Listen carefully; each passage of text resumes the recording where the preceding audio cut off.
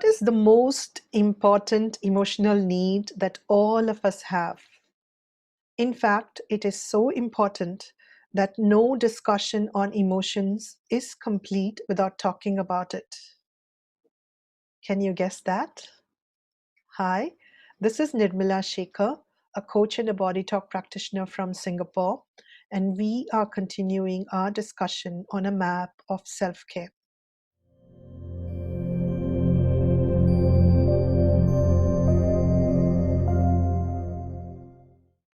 So, what is the most important emotional need that we have? Did you guess love? Yes. Love is to our emotional self what breath is to our physical body. We need oxygen to survive and to thrive. And our emotional self needs love. This love, this need for love is twofold.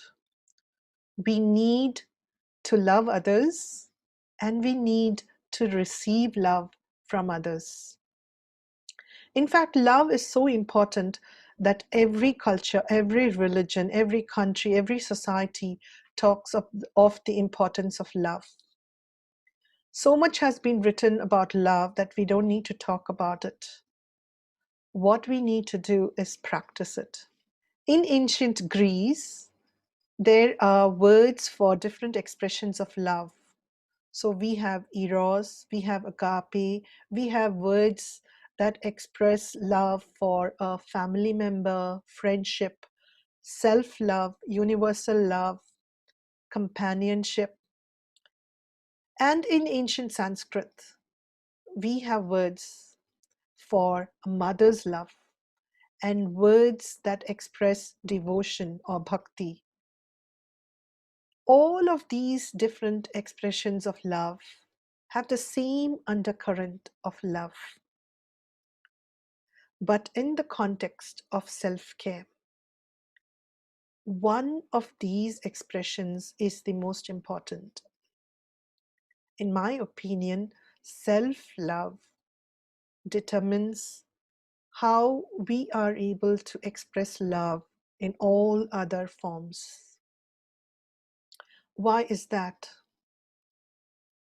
We have two needs: to receive love and to give love.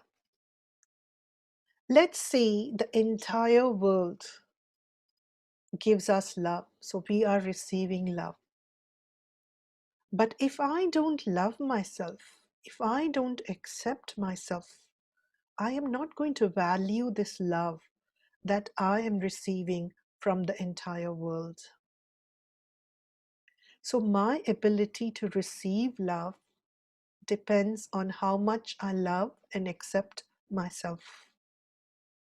Similarly, my ability to give love to others also depends on my ability to love and accept myself completely. If I'm going through some struggles in any area of my life, and I'm not comfortable with my struggles, I'm not accepting that part of me that is going through that struggle, then my struggles are going to color the way I look at people who are either going through that struggle or who have overcome that struggle. In both cases, my inability to accept my struggles is going to color the way I interact with them. Example, if I am having excess body weight, I've been struggling for years and I'm not losing weight and I'm really frustrated and not able to accept my struggles.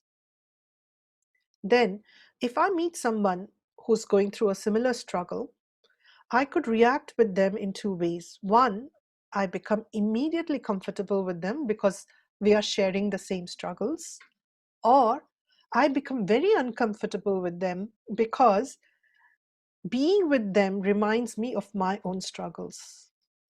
So either way, whether I'm comfortable with them or uncomfortable with them, it's not the real love that I'm able to give them. It's colored by my non-acceptance of my struggles.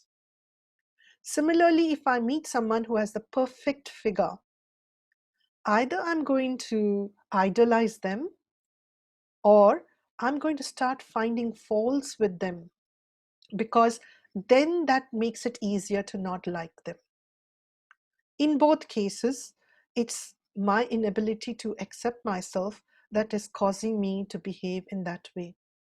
And this is true not just for this example.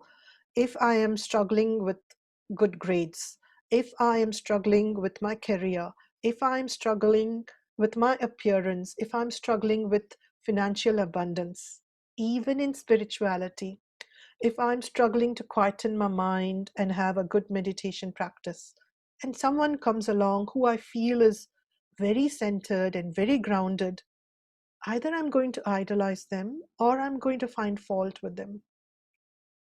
So, my ability to love others, to accept others, depends on my ability to love and accept myself. So, does this mean that I have to completely, perfectly love myself before I start loving others? I don't think that's the message here. All of us are work in progress. But when we understand that our emotional need to love others and to receive love from others both depend on our ability to love ourselves and accept ourselves, then I think we will be more motivated to love ourselves, to put in that extra effort to love and accept all parts of ourselves. And that is a continuous, lifelong process that all of us go through. So, with this discussion on self love, I'm concluding my 7 different episodes or 7 different videos on emotional needs. This is part of the map of self care. With the next video, we shall start with intellectual needs and how taking care of our intellectual needs helps us to take care of ourselves. Thank you for joining me in this video. Bye bye. Namaste.